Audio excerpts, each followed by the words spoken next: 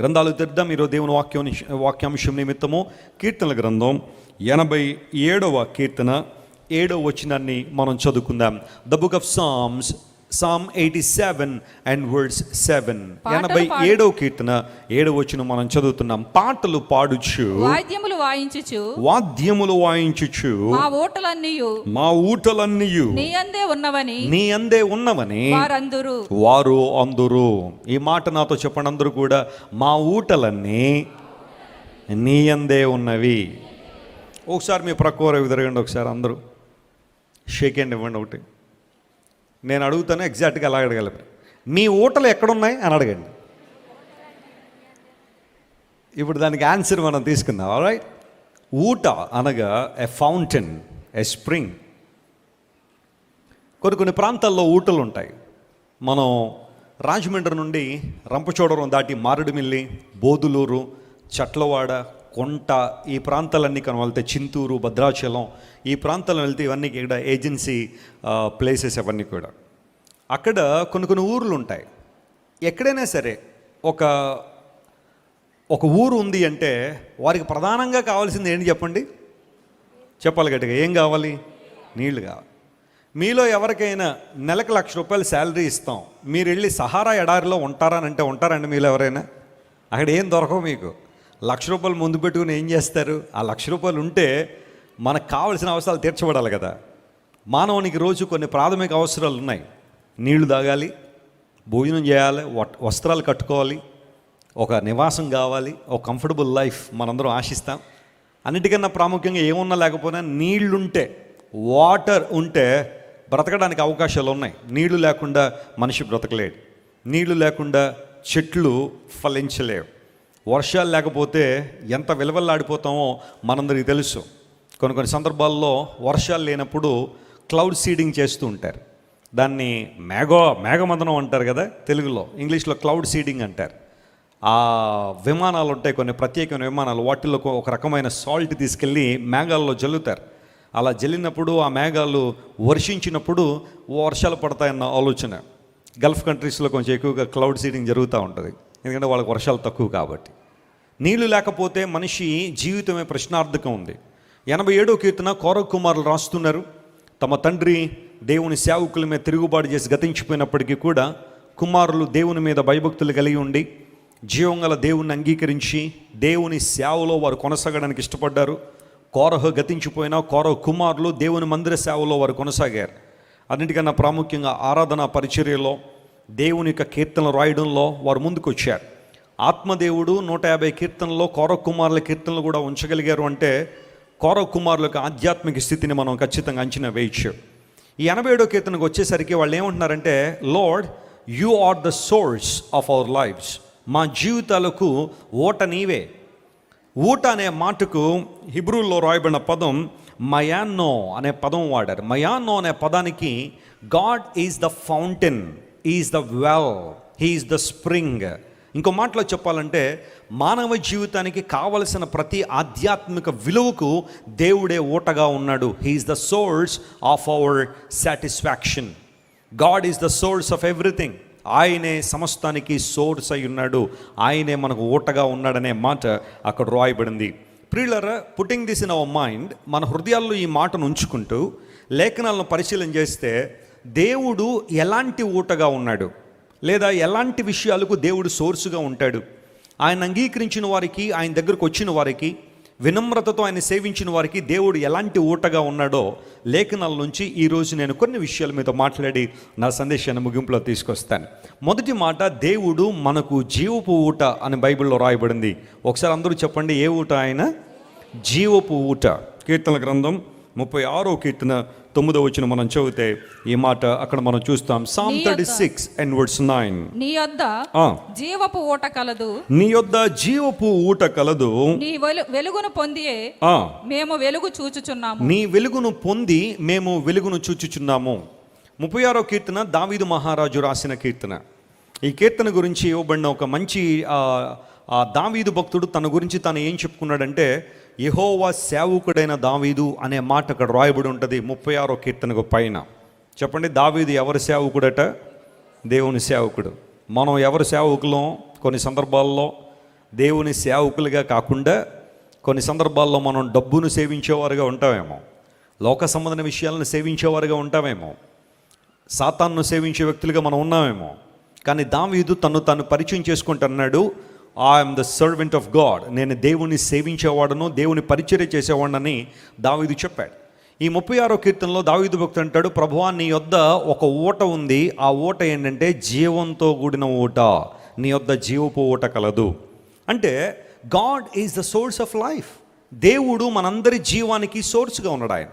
ఆయన మనందరి జీవానికి ఊటగా ఉన్నాడు. ఈ రోజున ప్రశ్న ఏంటంటే, నువ్వు దేవుని జీవాన్ని కలిగి ఉన్నావా లేదా అనేది ప్రశ్న. చాలామంది ఈ లోకంలో జీవం గల దేవుణ్ణి విడిచిపెట్టేసి సోర్స్ ఆఫ్ లైఫ్ని రిజెక్ట్ చేస్తున్నారట. దేవుని జీవపు ఊటను తృణీకరిస్తున్నారు. కానీ దేవుని బిడ్డలుగా మనందరం కూడా మన జీవము దేవుని మీద ఆధారపడి ఉందని, ఆయన మాత్రమే జీవానికి ఊట అని ఖచ్చితంగా నమ్మి విశ్వసించి ప్రభువుని ఆరాధన చేస్తున్నాం, ఆయన సేవిస్తున్నాం. ఇర్మీయా గ్రంథం 2వ అధ్యాయంలో 13వ వచనాన్ని మనం చదివితే అక్కడ దేవుడు మనుషుల మీద ఒక నేరాన్ని మోపుతున్నాడు. ఏంటి ఆ నేరము అని ఆలోచన చేస్తే ఇర్మీయా గ్రంథం 2వ అధ్యాయం 13వ వచనం చదివితే ఈ మాట అక్కడ నా జనులు 2 నేరములు చేసి ఉన్నారు, ఈ 2 నేరాలు చేశారు. జీవజలముల ఊటనైనా జీవజలముల ఊట అయినా నన్ను విడిచి ఉన్నారు, నన్ను విడిచిపెట్టేశారు. తమ కొరకు తొట్లను అనగా బద్దలై నీళ్లు నిలువని తొట్లను, బద్దలైపోయి నీళ్లు నిలవని తొట్లను తొలిపించుకుని ఉన్నారు. చూడండి, నిజ దేవుడు, జీవం గల దేవుడు ఆయన మనుషుల దుస్థితిని గురించి మాట్లాడుతూ అంటున్నాడు, నా ప్రజలు నా పేరు పెట్టబడిన వారే, నా ద్వారా సృష్టించబడిన వారే, నా రూపంలో నా పోలికలో చేయబడిన వారే 2 నేరాలు చేశారు.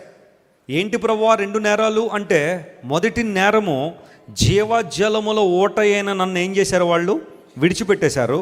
2వ నేరం ఏంటంటే, నీళ్లు నిలవని తొట్లను తమ కొరకు ఏం చేస్తారో వాళ్ళు తొలిపించుకుంటున్నారు. How ridiculous it is. ఇది ఎంత భయంకరమైన విషయం. జీవంగల ఓటను వదిలిపెట్టేసట మానవుడు తొట్లను తొలిపించుకునే కార్యక్రమాల్లో ఉన్నాడని దేవుడు మాట్లాడుతున్నాడు. ఇదంతా వాస్తవమైన కార్యం, ఆలోచించాయి. జీవంగల దేవుడు యేసుక్రీస్తు ప్రభు తన ప్రాణాన్ని అర్పించి శిలువలో మనందరి కోసం మరణించి 3వ రోజున తిరిగి లేచి నేను మీకు జీవాన్ని ఇస్తాను, జీవింపజేస్తాను అంటే చాలామంది ప్రభువును తృణీకరించి రిజెక్ట్ చేసి తమ కొరకు నీళ్లు నిలవని తొట్లను తొడిపించుకున్నారట.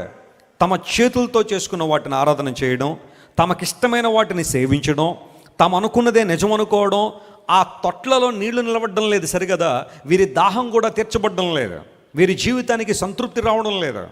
మొన్నగా ఉంటుంది వెస్లీ గారు, ఎన్నో సంవత్సరాల నుంచి ఎన్నో కార్యక్రమాలు చేపట్టానండి, కానీ మనశ్శాంతి అయితే లేదండి, జీవితంలో నెమ్మది లేదండి, ఎందుకు బ్రతుకుతున్నానో తెలియట్లేదండి, జీవితం అంతా అస్తవ్యస్తం అయిపోయిందండి, కుటుంబ పరిస్థితులన్నీ కూడా దారుణంగా ఉన్నాయి, మరి నేను చేసే కార్యక్రమాలు అయితే చాలా గొప్పవి కానీ నా మనసులో శాంతి లేదని ఆమె వాపోవడం విని నేను చాలా ఆశ్చర్యపడ్డాను. నిజమే, జీవితంలో చాలామంది జీవజలముల ఓటైన ప్రభువుని విడిచిపెట్టేసి తమ కొరకు తొట్లను తొలిపించుకుంటా ఉన్నారు. జాన్ బన్యన్ గారు యాత్రికుని ప్రయాణం అనే పుస్తకం రాశారు. Pilgrims progress is one of the remarkable books written by John Bunyan. నేను ఇంగ్లాండ్ వెళ్ళినప్పుడు 3-4 సార్లు పైనే జాన్ బన్యన్ గారి ఊరికి వెళ్ళాను. ఆయన అయితే లేడనుకోండి, ఇప్పుడు ఆయన ఇల్లు అయితే ఉంది, ఆయన మ్యూజియం ఒకటి ఉంది. జాన్ బన్యన్ గారి మ్యూజియంలోకి వెళ్ళినప్పుడు ఆయన ఎక్కడైతే పుస్తకాలు రాశాడో, ఎలా ఆయన జీవన శైలి ఉంటుందో ఇదంతా కూడా పరిశీలన చేశాను. ఇప్పుడు అక్కడ చర్చ్ కట్టారు. మీరు ఎప్పుడైనా ఇంగ్లాండ్ వెళ్తే బెడ్ఫోర్డ్ అనే ప్లేస్ ఉంటుంది, అక్కడ జాన్ బన్యన్ గారికి మ్యూజియం అండ్ చర్చ్ ఉంటుంది. ప్రతి ఆదివారం చర్చ్ ఓపెన్ చేస్తారు, చాలామంది దేవుని ప్రజలు వచ్చి ఆరాధన చేస్తారు. It's a small village in England. ఇంగ్లాండ్లో విలేజ్లు చాలా బాగుంటాయి, చిన్న చిన్న రోడ్లు, చిన్న చిన్న ఇళ్ళు, చాలా ప్రశాంతంగా ఉంటుంది ఆ ప్రాంతాలన్నీ కూడా. ఆ ప్రాంతానికి వెళ్ళినప్పుడు జాన్ బన్యన్ గారు యాత్రికుని ప్రయాణం అనే పుస్తకం రాశాడు. It's a beautiful narration about the journey of a Christian towards the destiny.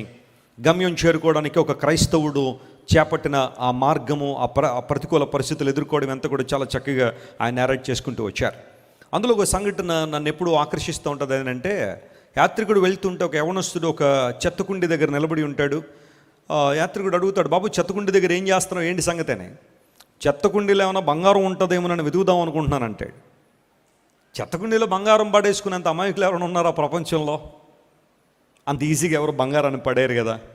చెత్తనైతే పడేస్తారు బయట, కానీ బంగారం ఎందుకు పడేసుకుంటారా? చెత్తకుండీలో బంగారం ఎందుకు దొరుకుద్ది? అనవసరంగా నువ్వు సమయాన్ని వృధా చేస్తున్నావంటే, లేదండి మీకు తెలియదు, నాకు దొరుకుతుందండి, కావాలంటే చూడండి అన్నాడు. ఈ యవనస్తుడు ఆ చెత్త కుండీలో దూకి ఉదయం నుండి సాయంకాలం దాకా చెత్తంతా మీదేసుకుంటున్నాడు, బయట వేస్తున్నాడు.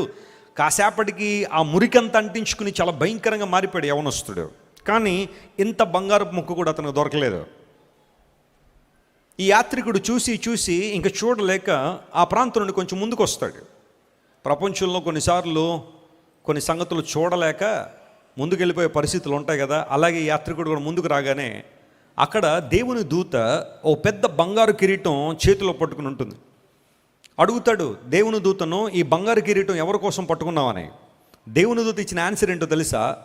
ఆ యవనస్తుడు చెత్తలో బంగారం దొరకదని తనకు తానుగా గుర్తించి కొంచెం ముందుకు వస్తే దేవుడు అతని తల మీద ఈ కిరీటం పెట్టమన్నాడు.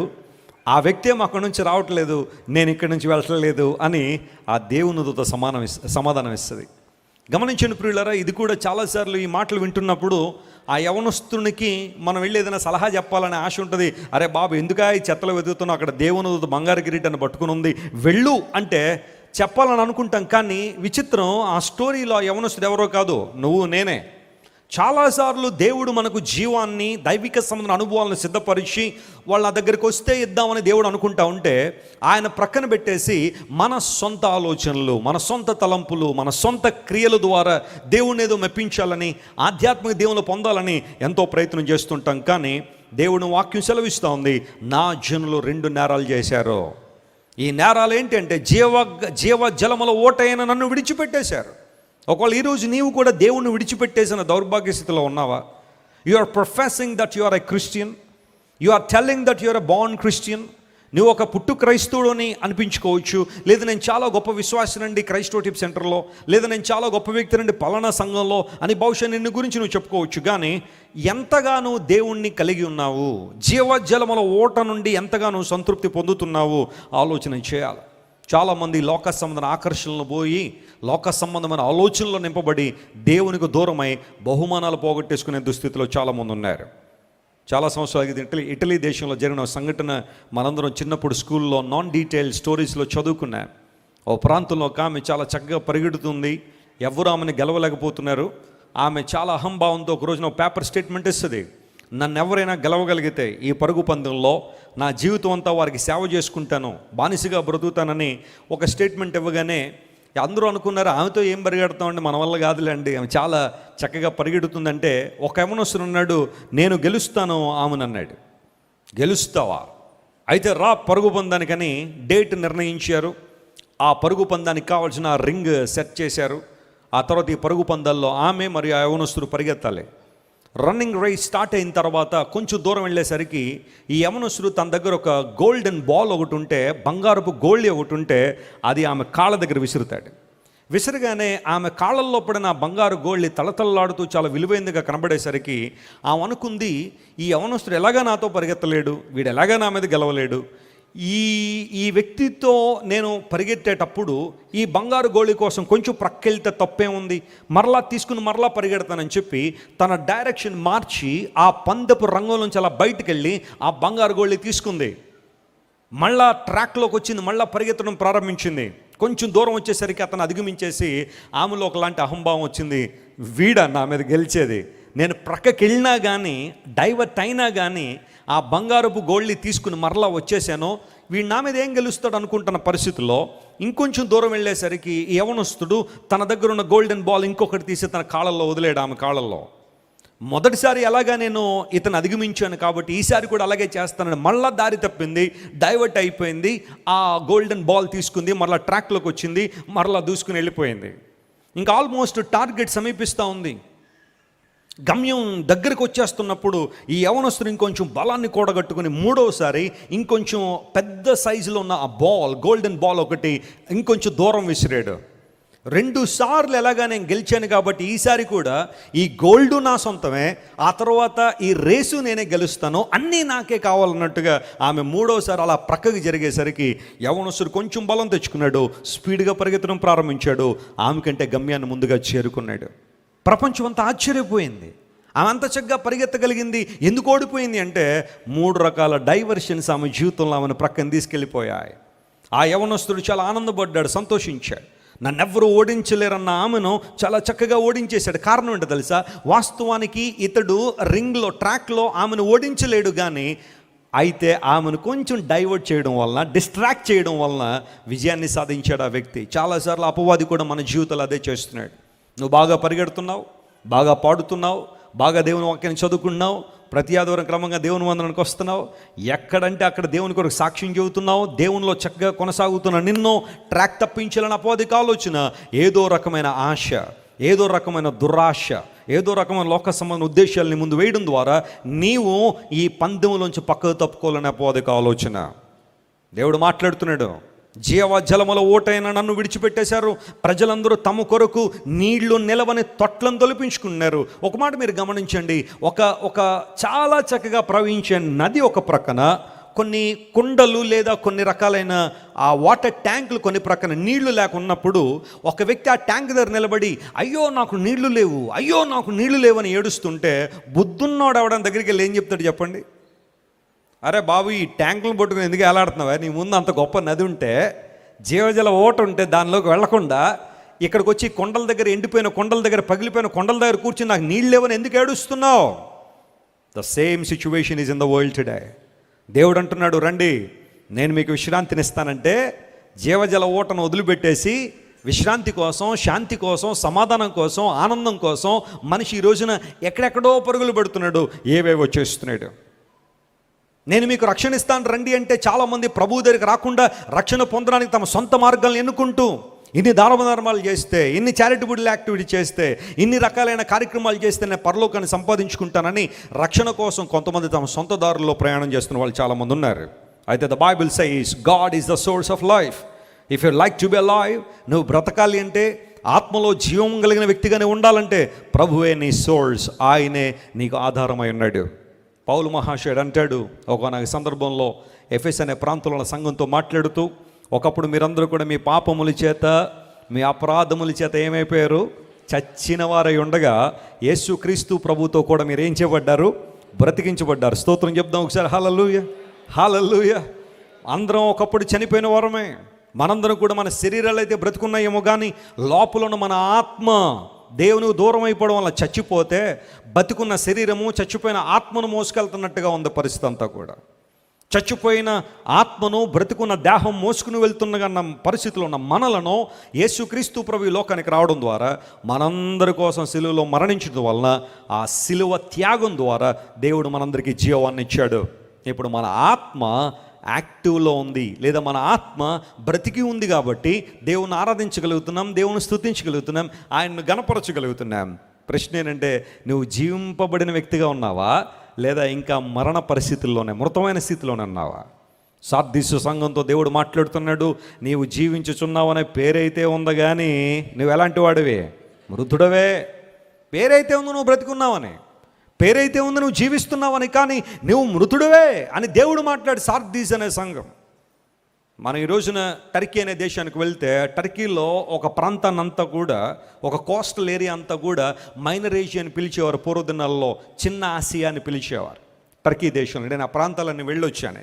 ఎఫెసస్ అనే పట్టణం, స్పుర్ణ అనే ప్రాంతం, ఈ ప్రాంతాలు వెళ్ళొచ్చాను. మధ్యధరా సముద్రానికి ప్రక్కన ఉంటాయి ఆ ప్రాంతాలన్నీ కూడా. దేవుడు సార్దీస్ అనే సంఘంతో మాట్లాడుతున్నాడు, జీవిస్తున్నావు అన్న పేరైతే ఉంది, కానీ నువ్వు మృతుడువే. కొన్ని సందర్భాల్లో చూడండి, ఆయా ప్రాంతాల్లో ఎలక్షన్స్లో చచ్చిపోయిన వాళ్ళ మీద ఎవరో ఓట్లేసేస్తూ ఉంటారు.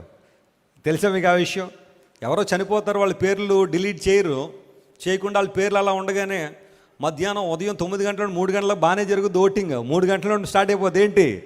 గుద్దింగ్. ఏంటి? దొంగోట్లు.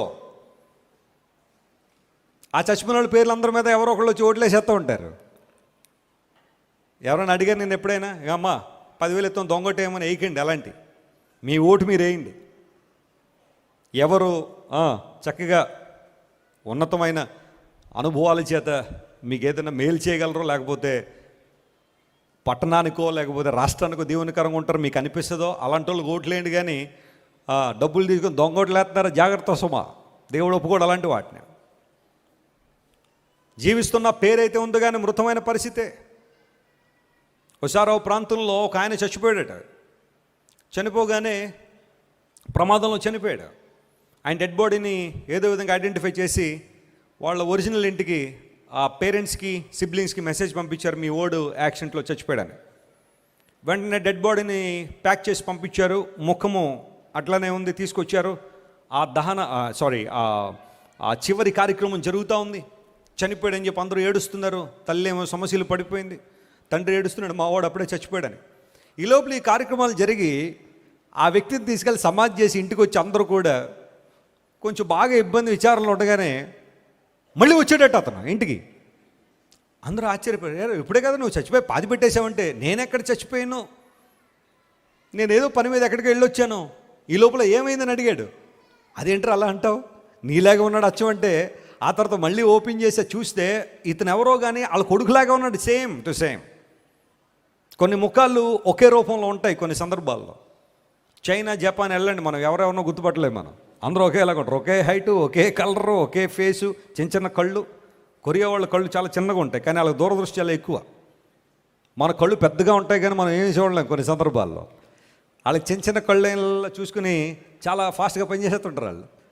So Apple phone first time వచ్చినప్పుడు ఫేస్ ఐడి అని ఉంటుంది. ఇప్పుడు నేను కూడా వాడేది యాపిల్ ఫోనే. ఇప్పుడు ఏదైనా యాప్ ఓపెన్ చేయాలంటే నేను ప్రతిసారి పాస్వర్డ్ కొట్టక్కర్లేదు, ఇలా ఫోన్ పెట్టానంటే నా ఫేస్ రికగ్నైజ్ చేసి ఓపెన్ చేస్తుంది.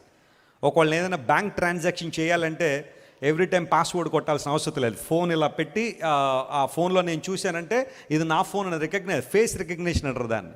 చాలా ఈజీగా చాలా పనులు అయిపోతుంటాయి ఫేస్ రికగ్నిషన్తో, ఎక్కువ మనకి శ్రమ ఉండదు. కొరియా, జపాన్, చైనాలో ఫేస్ రికగ్నిషన్ పెట్టిన తర్వాత చాలా ఇబ్బందులు వచ్చేవాట. ఇది అందరికీ ఓపెన్ అయిపోతుందంట అది, ఎందుకంటే అందరూ ఒకేలా కనబడుతున్నారు అక్కడ. దానికి ఈ ఫేషియల్ రికగ్నైజ్ చేయక మళ్ళీ యాపిల్ వాళ్ళు చాలా ప్రయాసపడాల్సి వచ్చింది దానికి. ఎందుకోసం, ఎవరికి పెట్టినా ఓపెన్ అయిపోతుంది. జీవిస్తున్న పేరైతే ఉంది కానీ నువ్వు మృతుడువే. చాలాసార్లు మన జీవితాల్లో కూడా అలానే పరిస్థితి ఉందేమో. క్రైస్తవులను మనం పిలిపించుకుంటున్నామేమో కానీ కొన్ని సందర్భంలో నూతనమైన అనుభవాలే. నామకార్థపు క్రైస్తవ్యం దేవుడు ఎన్నడూ మెచ్చేది కాదు. జీవపు ఊటను కలిగి ఉన్నావా? God is the source of life. Yesu ప్రభువు వారి లోకానికి వచ్చి సిలువలో నీకోసం నా కోసం మరణించి ఆయన జీవాన్ని ఉచితంగా ఇవ్వాలని ఆశించాడు ఆయన. ఇప్పుడు ఎవరైతే ప్రభువుని కలిగి ఉన్నారో వారు జీవం కలిగిన వారు. స్తోత్రం చెప్పండి, హల్లెలూయా. దేవుడు జీవాధిపతి కాబట్టి, ఆయన జీవపు ఊట కాబట్టి ఆయనకు సంబంధించినవన్నీ కూడా జీవాన్నే కలిగి ఉంటాయి. ఆయనకు సంబంధించినవన్నీ కూడా జీవాన్ని కలిగి ఉంటాయి. ఫర్ ఎగ్జాంపుల్, దేవుడు జీవం గలవాడు కాబట్టి ఆయన సంఘము జీవం కలిగిన సంఘము. స్తోత్రం చెప్పండి, హల్లెలూయా. చెప్పండి, దేవుని సంఘం ఎలాంటిది?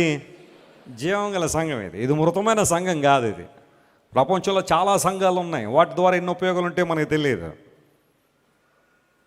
మొన్న ఎవరో క్యాలెండర్ ప్రింట్ చేసి వాట్సాప్లో దిప్పుతున్నారు దాన్ని, క్యాలెండర్. ఆ క్యాలెండర్ మీద ఏముందో తెలుసా?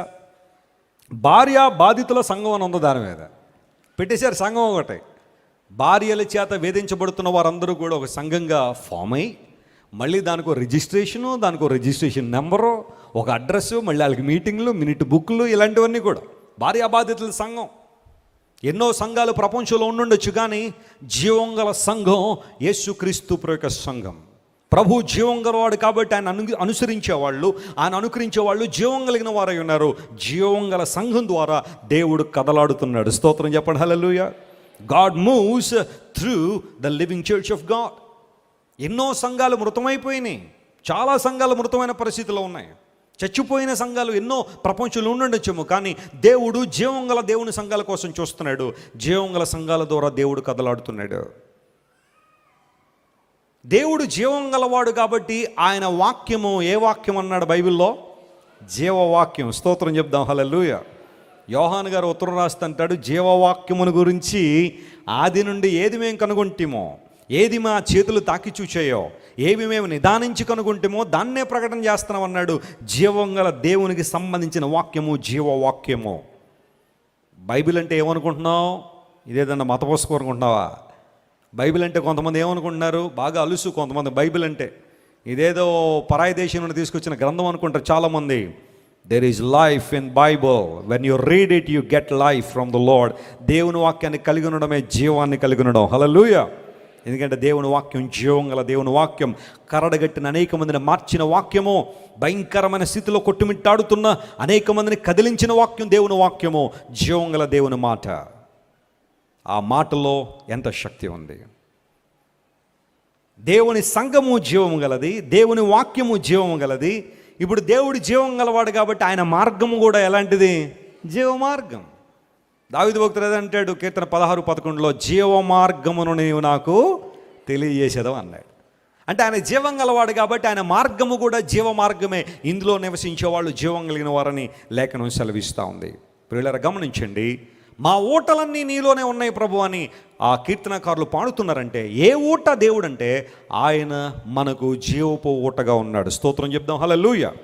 రెండవ ఊట దగ్గరకు వద్దాం. చూడండి, లేఖనాలు మనం జాగ్రత్తగా పరిశీలన చేస్తే మరొక ఊటను నేను కనుగొన్నాను. ఆ ఊట గురించి కొంచెం ధ్యానాన్ని కొనసాగిద్దాం.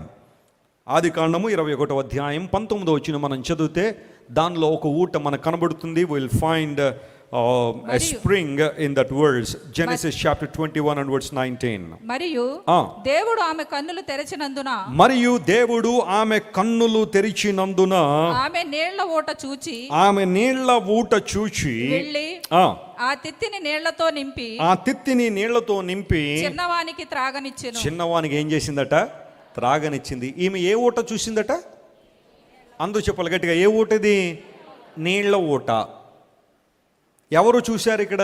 నీళ్ల ఊటను చూసింది ఎవరు? 6 అన్నట్టు ఎంతో కొంతమంది 6 అంట. 6 కాదమ్మా, హాగరు. ఈమె హాగరు నీళ్ల ఊటను చూసిందట. అక్కడున్న నేపథ్యాన్ని ఒక్కసారి మనం గమనిస్తే, హాగరుకు బిడ్డ పుట్టిన తర్వాత ఇష్మాయేల్ అని పేరు పెట్టారు. ఈ ఇష్మాయేల్ యవన కాలంలోకి వచ్చిన తర్వాత అబ్రహాముకు వాగ్దాన పుత్రుడుగా అనుగ్రహించబడిన ఇస్సాకును హేళన చేయడం ప్రారంభించారు. లేఖనాలు మనం చదివితే అబ్రహాము 75 ఏట కల్దీ దేశం బయటికి రావడం, 86వ ఏట ఇష్మాయేల్కి జన్మనివ్వడం, ఆ తర్వాత 99వ సంవత్సరంలో దేవుడు అతను కనబడడం, 100వ ఏట అబ్రహాము తండ్రిగా మారాడు కదా. ఇస్సాకు పుట్టగానే ఇంట్లో గొప్ప విందు చేశారు. ఏమో 100 సంవత్సరాల పిల్లడు పుట్టాడంటే మరి విందు చేస్తారా లేదా? చాలా గ్రాండ్గా విందు చేస్తారు. విందు చేస్తున్న ఆ ప్రక్రియలో ఇస్సాకుకు పేరు పెట్టి he shall be called as Isaac. Isaac means laughter, నవ్వు అనే పేరు పెట్టుకున్నారు తల్లిదండ్రులు ఇద్దరు కూడా. అలా పేరు పెట్టుకున్నప్పుడు అందరూ సంతోషంగా ఉన్నారు. కానీ ఈ ఇష్మాయేలు అనబడే వ్యక్తి ఇస్సాకుని చూసి ఏం చేయడం మొదలుపెట్టాడు? హేళన చేయడం మొదలెట్టాడు. ఎక్కడి నుండి వచ్చింది ఈ లక్షణం అంటే ఆ ఇష్మాయేలు తల్లి దగ్గర నుండి వచ్చింది ఆ లక్షణం. హాగరు గర్భవతి అవ్వగానే తన దృష్టికి యజమానురాలు ఏమైపోయిందట? నీచురాలైందని బైబిల్లో రాయబడింది. అంతకుముందు అధ్యాయంలో మనం చదివితే ఎస్పెషల్లీ జెనసిస్ చాప్టర్ 16లో ఆ మాటలు ఉంటాయి. ఇప్పుడు తల్లి ఎప్పుడైతే గర్భం ధరించిందో, వాస్తవానికి హాగరు ఎవరంటే అబ్రహాం ఇంట్లో పనికి వచ్చిన అమ్మాయి. సరే, అబ్రహాము ద్వారా హాగరికి దేవుడు ఇష్మాయేల్ని ఇచ్చాడు. ఆమె గర్భవతిగా ఉన్నప్పుడు ఇంట్లో ఉన్న యజమానురాలను చూసి హేళన చేయడం మొదలెట్టిందట. ఏంటంటే, నేను తల్లిని కాబోతున్నాను, నువ్వు ఇంకా గొడ్రాలుగానే ఉన్నావని చెప్పి ఈ హాగరు శారమ్మ గారిని చూసి హేళన చేయడం ప్రారంభించింది. జీవితంలో కొన్నిసార్లు అలాగే ఉంటాయి. మనిషి నైజమే అది. మనకేదైనా ఉంది అంటే ఎవరికైనా అది లేదన్నప్పుడు వాళ్ళు కొన్నిసార్లు ఎలా చూస్తారు చెప్పండి? చాలామంది నీచంగా చూసేవాళ్ళు ఉంటారు. కొంతమందికి దేవుడు కనికరించి జాబ్ ఇస్తాడు. వాళ్ళు అందరూ ఎలా ఉంటారని అట్లేదు. కొంతమంది జాబ్ వచ్చేసిన తర్వాత వారి యాటిట్యూడ్లు మారిపోతూ ఉంటాయి. ఎవరైనా జాబ్ లేని వాళ్ళు చూస్తే ఇంకా రాలేదా ఉద్యోగం, ఇంకా రాలేదా, ఇంకా అంతే, కొన్ని బతుకులు అంతే, మనం ఏం చేయలేం అన్నట్టుగా వాళ్ళని చూసి మాటలు. మరి నీకు ఉద్యోగం రానప్పుడు నీ పరిస్థితి కూడా అదే కదా. ఒకప్పుడు దేవుడు నేను జ్ఞాపకం చేసిన ఉద్యోగం ఇచ్చినప్పుడు, సిస్టర్ ఏం పర్లేదు, దేవుడు మీకు ఉద్యోగం ఇస్తాడు, ప్రార్థన చేద్దాం, దేవుడు గొప్పవాడు. ఒకప్పుడు నా పరిస్థితి ఇలా ఉండేది, దేవుని సభలో ప్రార్థన చేశాను, దైవజనులు ప్రార్థన చేశారు, మంచి ఉద్యోగం ఇచ్చాడు దేవుడు, ఇప్పుడు దేవుని సాక్షిగా బ్రతుకుతున్నా, దేవుని సేవను సపోర్ట్ చేస్తున్నా, దేవుడు మీకు కూడా ఇస్తాడు, ప్రార్థన చేద్దాం అనడం ఎలా ఉంది. అలాంటి జాబ్ లేని వాళ్ళని చూసి కొంతమంది బతుకులు ఇంతేనండి అంటే ఎలా ఉంది? ఇది నీచంగా చూడడం. నేను అందుని బట్టి ఎప్పుడు కూడా చెబుతుంటాను, నువ్వు మంచి వస్త్రాలు కలిగి ఉంటే కట్టుకోవడం తప్పేం కాదు. కానీ అంత మంచి వస్త్రాలు లేని వాళ్ళని చూసినప్పుడు వాళ్ళని హేళన చేస్తే మాత్రం అదేంటి? పొరపాటే. నీకు మంచి బట్టలు ఇచ్చాడా, కట్టుకో, దేవుని స్తుతించు, గణపరుచు, ప్రభువుని ఆరాధించు. ప్రభు ఎంతోమందికి సరైన వస్త్రాలు లేవు, నన్ను జ్ఞాపకం చేసి మంచి వస్త్రాలు ఇచ్చావు, నీకు స్తోత్రం ప్రభువుని చెప్పు. అంతేకాని వస్త్రాలు సరిగా లేని వాళ్ళని చూసి హేళన చేయొద్దు. దేవుడు వారి పక్షాన్ని నిలబడతాడట కొన్ని సందర్భాల్లో.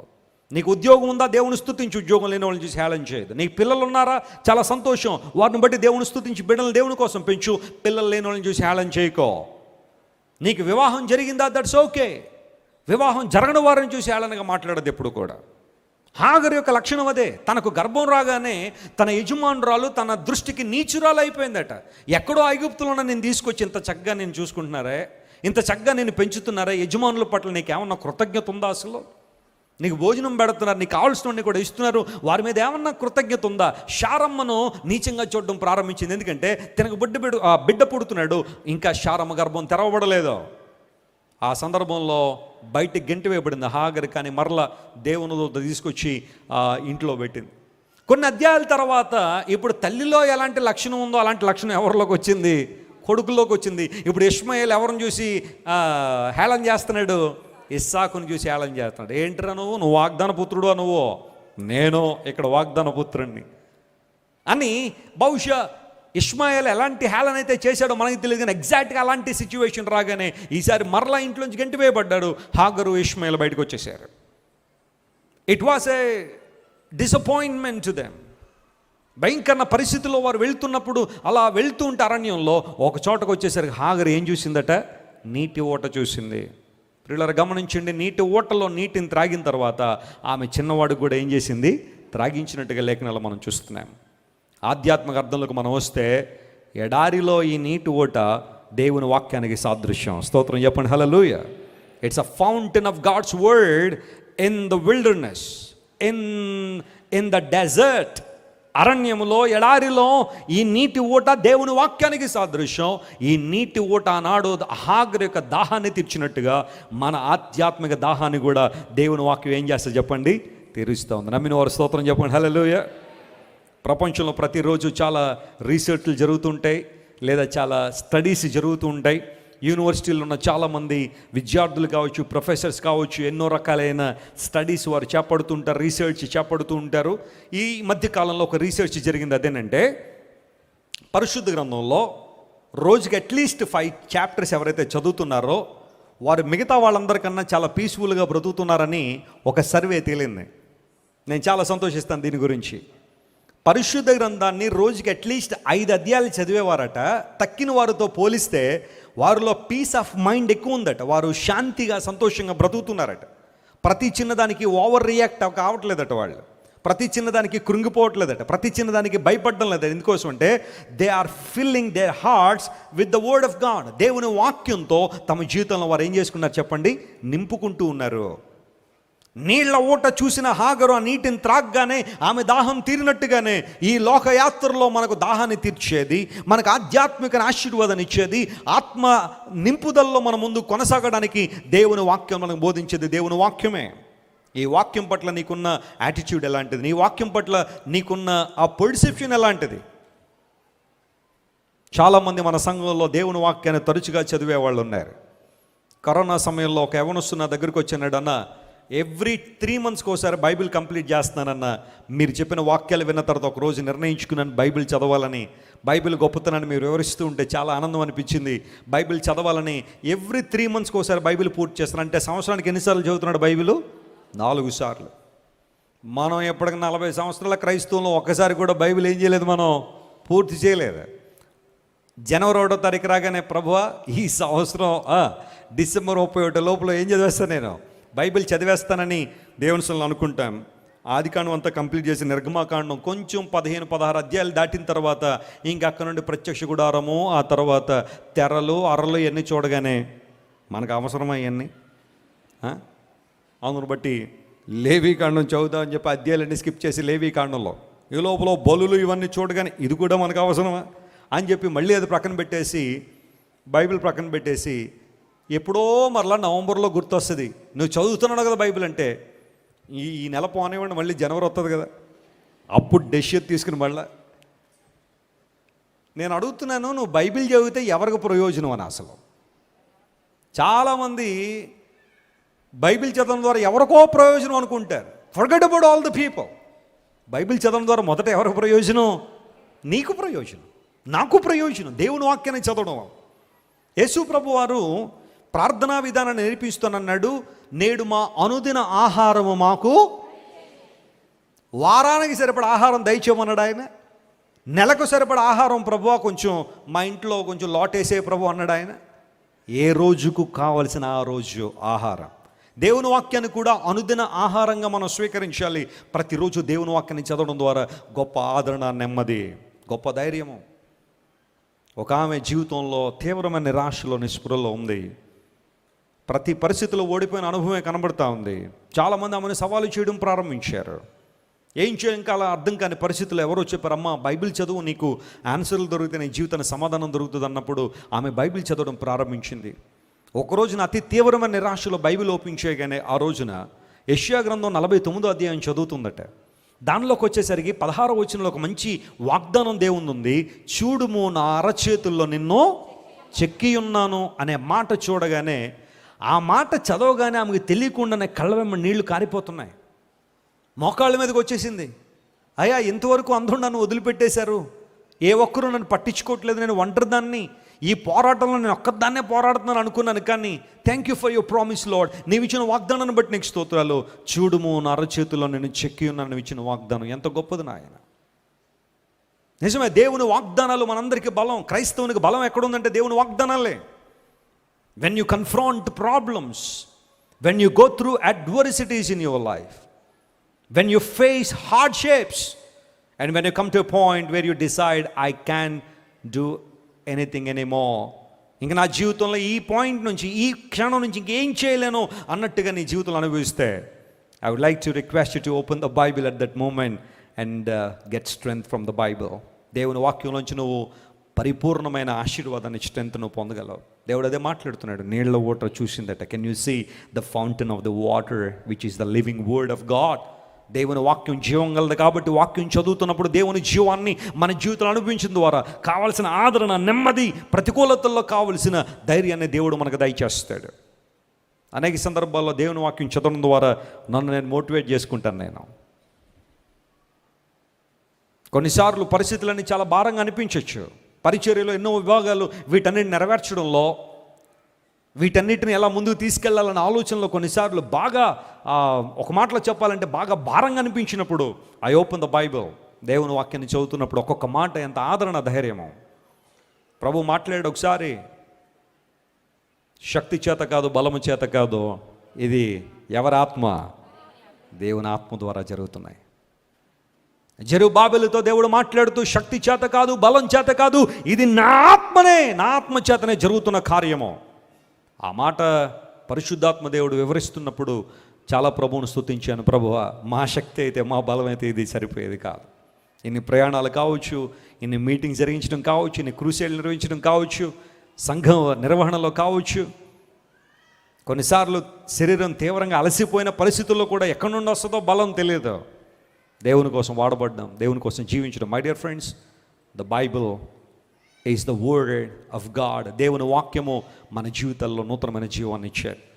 జార్జ్ వాషింగ్టన్ అనే ఒక వ్యక్తి, అమెరికా దేశానికి మొట్టమొదటి రాష్ట్రపతి, ఆయన అంటాడు, it is impossible to rightly govern the world without God and without Bible. Bible లేకుండా, దేవుడు లేకుండా ప్రపంచాన్ని పరిపాలన చేయడం అసాధ్యం అంటాడు. కారణం ఏంటంటే, ఈ రోజున మనిషి ఒక ఉన్నతమైన పదవిలో నడవాలంటే మనిషికి నవ్య పద నిర్దేశం చేసింది కేవలం దేవుని వాక్యం మాత్రమే. ఈ లోకంలో మరెవరు కాదు. ఒక రాజకీయవేత్త ప్రపంచం నడిపించలేడు, ఒక శాస్త్రవేత్త కాదు ప్రపంచం నడిపించేది. సన్మార్గంలోకి నడిపించబడాలి అంటే ఒక వ్యక్తి ఖచ్చితంగా దేవుని వాక్యాన్ని ఏం చేయాలా? చదవాలి. దేవుని వాక్యాన్ని చదవాలి. ఒకసారి ట్రైన్లో ఒక ఆయనకి సువార్త జీవితుంటే ఉన్నట్టుండి ఓవర్ రియాక్ట్ అయిపోయాడు ఆయన. కొంతమంది అలా ఉంటారు కదా, అప్పటిదాకా బాగానే ఉండి సడన్గా రియాక్ట్ అయిపోయి అంటాడు, ఏముందండి బైబిల్లో, అంతా మతమే కదండి, మీరంతా మత ప్రచారకులు కదండి, మత మార్పిడి చేయడానికి ప్రయత్నం చేస్తారు కదండి, మత మార్పిడి చేయడానికి మీకు అమెరికా నుండి బోల్ డబ్బు వస్తుంది కదండి అన్నాడు. వెంటనే ఆయన అరిచినట్టు అడవాలని ఉంటుంది మనకు కూడా. ఏమండి, ఎవరికి ఉండదు, అందరికీ ఉంటుంది. ఆ టోన్లో చెప్పాడు, అదే టోన్లో ఎవరైనా రేజ్ చేయగలరు. కానీ మరి మనం దేవుని బిడ్డలం కదా, దేవుడు మనకి సహనం నేర్పించాడు, ఓర్పు నేర్పించాడు కదా. కంగారు పడకండి సార్, కూర్చోండి, ఏం పర్వాలేదు. మత మార్పిడి, మత ప్రచారం చాలా పెద్ద పెద్ద పదాలు వాడేశారు. అయితే దానికి ఆన్సర్ చెప్తానని చెప్పి కూర్చోబెట్టి చాలా మాటలు చెప్పేసరికి చివరిలో ఒప్పుకున్నాడు, ఇది మత ప్రచారం కాదని. నిన్ను వలే నీ పొరుగు వారిని ప్రేమించు అని యేసు ప్రభు చెప్పాడు. ఇందులో మీకు ఏం మతం కనబడిందని అడిగాను అతను. నిన్ను ప్రేమించుకున్నట్టుగానే నీ చుట్టూ ఉన్న వారిని ప్రేమించని ప్రభువు చెబితే ఇందులో నీకు ఏం మతం కనబడిందని అడిగాను. అవునండి, మంచి మాటే కదండి అన్నాడు. ఇతరులు నీకు ఏం చేయాలని నువ్వు కోరుకుంటున్నావో అదే నువ్వు ఇతరులకు చెయ్యి అని యేసు ప్రభు చెప్పారు. ఇందులో నీకు ఏం మతం కనబడుతుందని అడిగాను. కరెక్టేనండి, మంచి మాటే కదండి. ఇతరులు మనకి ఏం చేయాలని మనం కోరుకుంటున్నామో అది వారికి చేయడం మంచి విషయమే కదా.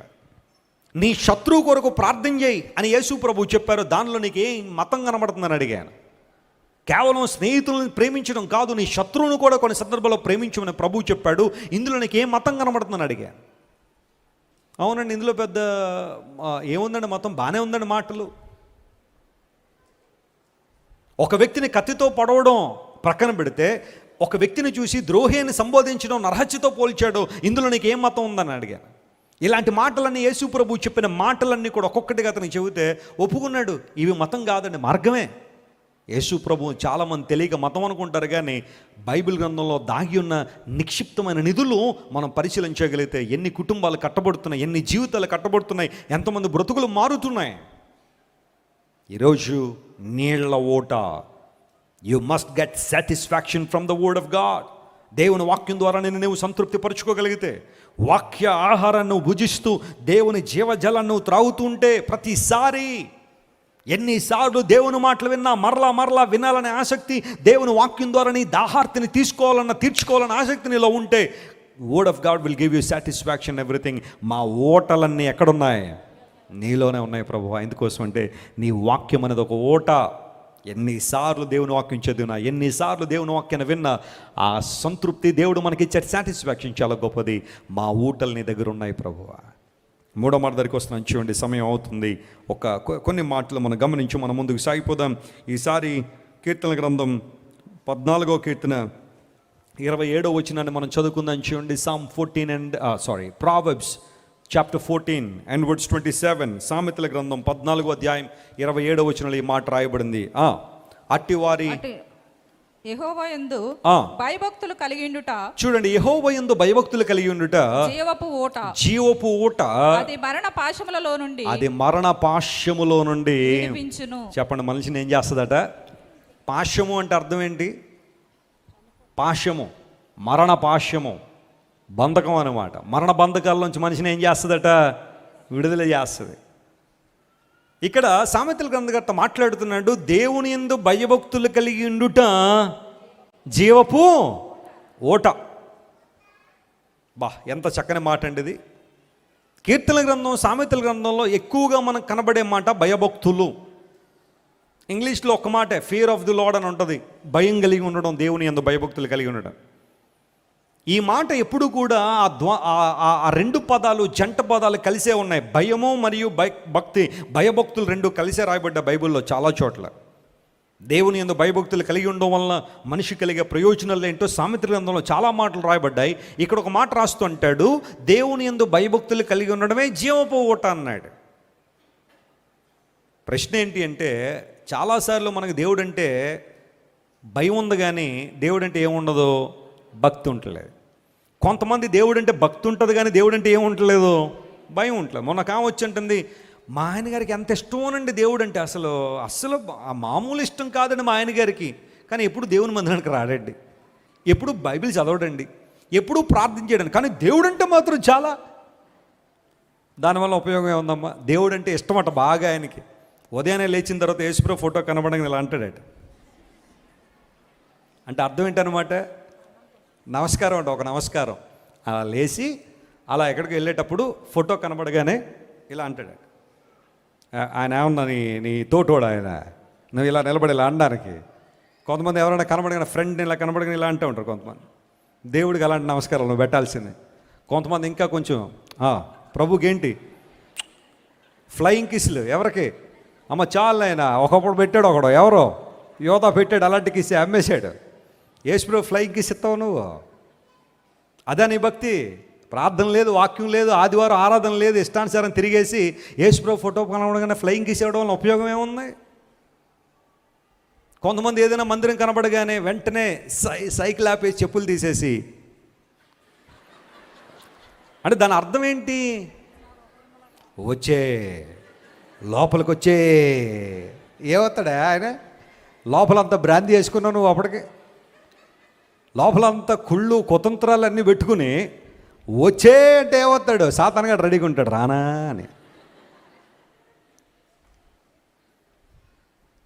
కొంతమంది భక్తి ఇలా ఉంటుంది. నో మై ఫ్రెండ్స్, నీ భక్తి సరైన విధానంలో ఉండాలి. దేవుడు అంటే భయం ఉండాలి. భయమునుంది పాపము చేయకుడి అని ఉంది బైబిల్లో. చెప్పండి, దేవుడు అంటే భయం ఉన్నవాడు ఏం చేయడట? పాపం చేయడు. కొంతమంది తల్లిదండ్రులు పిల్లల్ని చిత్త కొట్టేస్తాడు. భయం ఉందారా, నేనంటే భయం ఉందారా నీకు అని తల్లి చిత్త కొట్టేస్తూ ఉంటుంది. అంటే అర్థం ఏంటి? భయం అంటే ఏంటి? తల్లిని చూడగానే ఎలా వణికిపోవాలన్నా, తల్లిని చూడగానే ఫెయింట్ అయిపోయి పడిపోవాలన్నా భయం అంటే. ఏంటా భయం? నా మాట వినాలని కదా, తల్లిదండ్రుల మాటలు పిల్లలు వినాలని. అలా వినకపోతే ఈ మధ్యన భయం లేదురా మేమంటే అని చెప్పి కొన్నిసార్లు ఉంటుంది పరిస్థితి. మీకు విషయం తెలుసు, అమెరికాలో పిల్లలను కొట్టడానికి అవకాశం లేదు. మీరు పొరపాటున ఎప్పుడైనా అమెరికా వెళ్ళగానే మీ పిల్లోడు ఏడుతున్నా చెప్పి 4 దెబ్బలు బాధేశారంటే మిమ్మల్ని తీసుకెళ్ళి జైల్లో పెట్టేశారు అక్కడ. పిల్లలు ఎంత విసిగించినా నాన్న కన్నా అల్లరి చేయకుమా అనాలే తప్ప వాళ్ళు కొంచెం గట్టిగా 4 బాధారంటే ఇబ్బంది అయిపోయి. పంజాబ్ నుండి ఒక ఫ్యామిలీ అలాగే అమెరికాలో సెటిల్ అయ్యారు. ఓ పిల్లవాడు మాట వింటలేదు అసలు. వెంటనే తండ్రి మన ఇండియన్ స్టైల్లో దెబ్బేయగానే వాడు స్కూల్కి వెళ్ళి టీచర్లకు చెప్పేశాడు, మా ఫాదర్ నన్ను కొట్టేశాడు, హింసించేశాడు, మై ఫాదర్ అబ్యూజ్డ్ మీ అనగానే వెంటనే వాళ్ళు 911 అన్న నెంబర్ ఉంటుంది, పోలీసు నెంబరు, దానికి ఫోన్ చేశారు. పోలీసు వాళ్ళు రాగానే ఈ కుర్రోడు కంప్లైంట్ చేసి నాన్న కొట్టేస్తున్నాడట అనగానే ఇంటికి వెళ్ళి, ఎందుకు మీ అబ్బాయిని కొడుతున్నారు మీరు? యూఆర్ అబ్యూజింగ్ యువర్ చైల్డ్, మీ బిడ్డను మీరు అబ్యూజ్ చేస్తున్నారు, అందును బట్టి చాలా జాగ్రత్త, ఫస్ట్ వార్నింగ్ ఇస్తున్నాం, ఇది ఇంకొకసారి కానీ రిపీట్ అయిందంటే మొత్తం మిమ్మల్ని ఇద్దరిని జైల్లో వేసేస్తామని చెప్పగానే ఆయన వెంటనే ఇండియాకి టికెట్లు బుక్ చేశాడండి. ఇండియా ప్రయాణానికి టికెట్లు బుక్ చేసి ఫ్యామిలీ అంతా. మీరు నమ్మండి, పంజాబ్లో వాళ్ళు వెళ్ళాలంటే ఢిల్లీలో దిగాలి కదా, ఢిల్లీలో దిగారో లేదో దివాళీ స్టార్ట్ అయిపోయింది. ఆ ఎయిర్పోర్ట్లో బయట తీసుకురావడం చెత్త కొట్టేసాడు. ఇంక మళ్ళీ కసంతా మామూలుగా లేదు. ఇంకా అన్ని కొట్ట మళ్ళీ ఆ ఎయిర్పోర్ట్ అంతా శబ్దాలే. కసంతా తీరిపోయిన తర్వాత మళ్ళీ ఎయిర్ టికెట్లు కొని అమెరికా తీసుకెళ్ళిపోయాడు. మరి అక్కడే కదా ఉంటారు వాళ్ళు. ఈసారి ఆ పిల్లవాడిని ఇంకేం అంటలేదు ఆయన. ఆడికి అర్థమైపోయింది, ఆడేదో అల్లరి చేయగానే ఇండియా అంటే చాలు మనకి పిక్చర్ కనబడుతుంది. ఇండియా అంటే ఎయిర్పోర్ట్లో చితగొట్టేసిన ఆ దృశ్యాలన్నీ చూసిన పిల్లోడు సెట్ అయిపోయాడు. భయం ఉందా తల్లిదండ్రులంటే? భయం ఉందా పెద్దలంటే అని అడుగుతారు కదా. దేవుడు అన్నాడు, నేనంటే భయం ఉందా అంటే దేవుణ్ణి చూడగానే ఆయన చేతిలో కొన్ని ఆయుధాలు ఉన్నాయనో ఆయన చూడగానే మన కళ్ళు తిరిగి పడిపోతుంది. ఇది కాదు అక్కడ అర్థం. భయము అంటే దేవుని మాటకు లోబడడం. అబ్రహాము తన కుమారుణ్ణి ఒక్కగానొక్క కుమారుణ్ణి బలిగా అర్పించే ఆ ప్రక్రియలో అబ్రహాము గురించి దేవుడు మాట్లాడిన మాట ఏంటో తెలుసా? ఇందు మూలంగా నీవు నాకు భయపడుచున్నావని తెలిసింది. What a wonderful word. Abraham ఆ మొరియా పర్వతం మీద కళ్ళు తిరిగి పడిపోయాడా? నో, దేవుని మాటకు లోబడ్డాడు. దాన్ని దేవుడు ఏమన్నాడు తెలుసా? నీవు నాకు భయపడుచున్నావు. ఎంత చక్కని మాట. దేవుని యందు భయభక్తులు కలిగి ఉండడమే జీవపు ఊట. If you'd like to experience the spring of the lord, the fountain of God, you must fear the lord. దేవుని యందు భయభక్తులు నిలపాలని లేఖనం సెలవిస్తూ ఉంది. చివరికి ఒక్క మాట చదువుకుని ముగింపు ప్రార్థన మనం చేసుకుందాం. యోవేలు గ్రంథం 3వ అధ్యాయం 18వ వచనాన్ని చదువుకుందాం. The book of Joel chapter 3 and verse 18. యోవేలు గ్రంథం 3వ అధ్యాయం 18వ వచనం. ఆ దినమందు పర్వతములలో నుండి క్రొత్త ద్రాక్షారసము పారును. కొండలలో నుండి చూడండి, కొండలలో నుండి పాలు ప్రవహిస్తాయి. యూదా నదులన్నిటిలో నీళ్లు పారుతున్నాయి. నీటి ఓట యెహోవా మందిరములో నుండి ఉబికి పారి షిత్తీము లోయను ఏం చేస్తుందంట? తడుపు. స్తోత్రం చెప్దాం ఒకసారి. హల్లెలూయా. ఏ లోయను తడుపుతుందట ఈ ఓట? షిత్తీము లోయ. షిత్తీము లోయలో ఏం జరిగిందో ఎవరికైనా తెలుసా? వెస్లీ గారు మీరు చెప్పేది ఏదో చెప్పండి త్వరగా. ప్రశ్నలు ఎందుకంటే అడుగుతున్నారు కొంతమంది. షిత్తీము లోయలో జరిగిన ఒక భయంకర కార్యం మీరు జాగ్రత్తగా పాత నిబంధన గ్రంథం చరిత్ర మీద చదివితే, షిత్తీములో భయంకర ఉగ్రత దిగి వచ్చింది దేవుని ప్రజల మీద. బిలాము కాలములో దేవుని ప్రజలను శపించడం ఇంకా అవ్వదని తెలుసుకున్న బిలాము ఒక రాంగ్ అడ్వైజ్ ఇచ్చాడు, ఒక చెడ్డ సలహా ఇచ్చాడు. అదేనంటే దేవుని పిల్లలను శపించడం ఎవరి వలన కాదు, వారు దేవునికి విరోధంగా పాపం చేస్తే ఆ పాపానికి తగిన ఉగ్రత వారి మీదకి వచ్చినప్పుడు వారే నాశనం అయిపోతారు. కాబట్టి లెట్ us ఎంటైస్ దెమ్, వారిని రెచ్చగొడదాం, వారిని ప్రేరేపిద్దాం పాపం చేయడానికి. వాళ్ళని శపించడం ఎవరి వల్ల కాదు, కానీ వారి దేవుడే వారిని శిక్షించాలంటే వారి పాపంలో జీవించగలిగితే ఆ పాపానికి తగిన శిక్ష వారి మీదకి వచ్చేస్తుందని బిలాము ఆలోచన చేసి ఆ కాలంలో ఉన్న రాజుకు ఒక రాంగ్ అడ్వైస్ ఇచ్చాడు. ఏంటంటే తెలుసా, మోయాబు ప్రాంతములో అందమైన స్త్రీలను ఇశ్రాయేలు మధ్యకు పంపించో, ఇంకా ఆ తర్వాత జరిగేదంతా చూద్దాం అన్నట్టుగా మాట్లాడాడు. మోయాబు స్త్రీలందరూ కూడా అలంకరించుకుని ఆకర్షణ చేయడానికి ఇశ్రాయేలు మీదకి వచ్చినప్పుడు భయంకరమైన పాపం జరిగింది. అక్కడ ఆకర్షణకు లోనైపోయిన దేవుని ప్రజలు భయంకర పాపం చేస్తున్నప్పుడు 1000 మంది దేవుని ఉగ్రత ద్వారా చనిపోయారు. ఆ సందర్భంలో ఫినెహాస్ అనబడే వ్యక్తి పరిహారము చేయగా తెగులాగిందని లేఖనాల్లో మనం చూస్తాం. షిత్తీము లోయ అలాంటి భయంకరమైన లోయ, పాపపు లోయ, భయంకర వ్యభిచార పాపం జరిగిన లోయ, అలాంటి ఆ అపరిశుద్ధమైన లోయనట దేవుని ఓట ఏం చేస్తుందట, తడుపుతుంది. స్తోత్రం చెప్పండి, హల్లెలూయ. ఎందుకు దేవుని ఓట అక్కడికి వెళ్తుంది అంటే అపరిశుద్ధమైన జీవితాలను కడగడానికి, అపవిత్రమైన జీవితాలను కడిగి పవిత్రం చేయడానికి దేవుని ఓట అక్కడికి ప్రయాణం చేస్తుంది. ఆ ఓట ప్రారంభం ఎక్కడుంది చెప్పండి, చదువుకున్నాం కదా యోవేలు 3:18. ఆ ఓట ప్రారంభం యెహోవా మందిరములో నుండి. అందరూ ఈ మాట చెప్పండి ఒకసారి. ఆ ఓట ఎక్కడి నుంచి ప్రవహిస్తుందట, దేవుని మందిరములో నుండి ప్రవహించి షిత్తీము లోయను ప్రక్షాళన చేస్తుంది. నేను మాట చెప్తాను, ఈరోజు జాగ్రత్త వినండి. దేవుని మందిరాల్లో ప్రకటించబడిన సువార్త ద్వారానే దేశానికి లాభం ఉంది. గట్టిగా చప్పట్లు కొట్టి దేవుని అనుమతించిన కారణం ఏంటో తెలుసా, దేవుని మాటలు షిత్తీము లోయలను ప్రక్షాళన చేస్తున్నాయి. దేవుని మాటలు అపవిత్రమైన జీవితాలను పవిత్రతకు నడిపిస్తూ ఉన్నాయి. దేవుడు షిత్తీములో చూసినప్పుడు ఒక మచ్చ అక్కడ ఉన్నప్పుడు God is sending the fountain, the stream of his living water to Shittim valley. అక్కడికి వెళ్ళి ఆ ప్రాంతానంతా ప్రక్షాళన చేస్తూ దేవుని వాక్యము ప్రవహిస్తూ ఉంది. యెహోవా మందిరములో జీవపు ఓట ఉంది.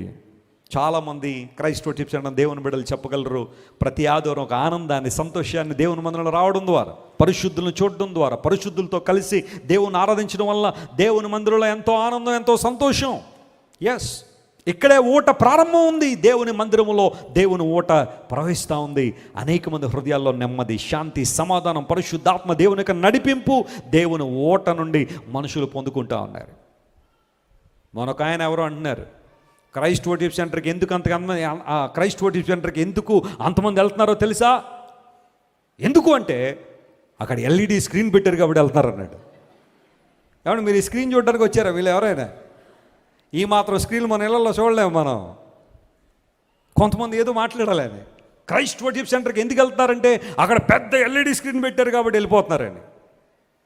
బాబా, ఆ కాలం ఎప్పుడో అయిపోయింది నాయన, ఎల్ఈడి స్క్రీన్లకి వెళ్ళిపోవడం వాటికి. దేవుని మందిరానికి ఎందుకు వస్తున్నారు దేవుని ప్రజలు అంటే దేవుని వాక్యాన్ని ప్రేమించి. హల్లెలూయా. నేను చెప్పగలను, చాలామంది ఇక్కడ 40, 50, 60, 70 కిలోమీటర్లు ప్రయాణం చేసుకుని దేవుని ప్రజలు వస్తున్నారంటే వాళ్ళని ఆకర్షిస్తుంది ఏంటి అసలు? ఎందుకు వస్తున్నారు ఇక్కడికంటే దేవుని మాట వినాలి. ఆ మాటే మమ్మల్ని జీవింపజేసేది.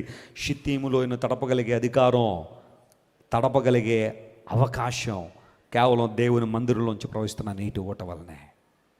1936 సంవత్సరంలో ఒక సర్వేలో తేలిన విషయం ఏంటంటే, ఒక దేశాన్ని తీసుకుని ఆ దేశానికి అభివృద్ధి యొక్క కారణం ఏంటనేది పరిశీలన చేయడం ప్రారంభించాడు. ఆఖరికి ఒక నివేదిక సమర్పించాడు. అదేంటంటే ఈ దేశం యొక్క అభివృద్ధి ఈ దేశానికి ఉన్న న్యాచురల్ రిసోర్సెస్ మీద ఆధారపడలేదు, సహజ వనరులు వాటి మీద ఆధారపడలేదు. ఈ దేశం యొక్క అభివృద్ధి ఈ దేశంలో ఉన్న మానవ న్యాచురల్ రిసోర్సెస్, హ్యూమన్ రిసోర్సెస్ మీద ఆధారపడలేవు. అంటే ఈ లోకంలో ఈ దేశంలో ఉన్న మనుషులు వారి కష్టం మీద ఈ దేశం ఆధారపడలేదు.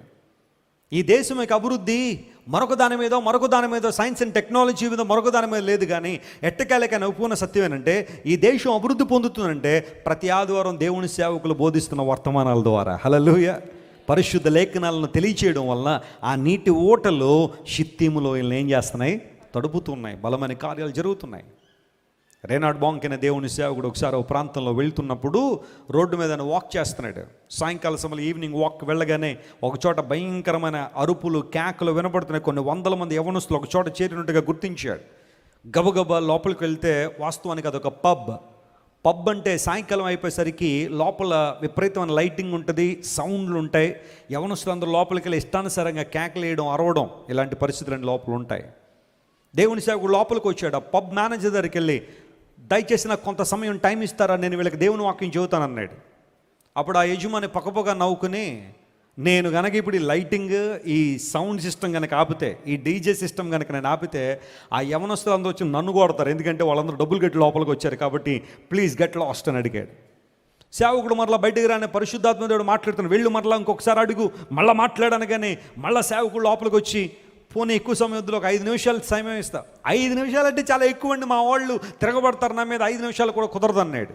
మరలా బయటకు వచ్చాడు, మరలా దేవుని సేవకునితో దేవుడు మాట్లాడుతున్నాడు, మరలా ఇంకొకసారి అడుగు అనగానే లోపలికి వచ్చి అడిగాడు, 1 నిమిషం టైం ఇస్తావా, నేను ఒక మాట చెప్తానన్నాడు. సరే, అతి కష్టం మీద 1 మినిట్కి ఆ ఓనర్ అగ్రీ చేసి ఆ డీజే ఆపి మైక్ ఇచ్చాడు సేవకుడికి. దేవుని సేవకుడు రేనాడ్ బాంగ్కి వాకింగ్ చెప్పడం ప్రారంభించాడు. జీవితం విలువేంటో చెప్పాడు.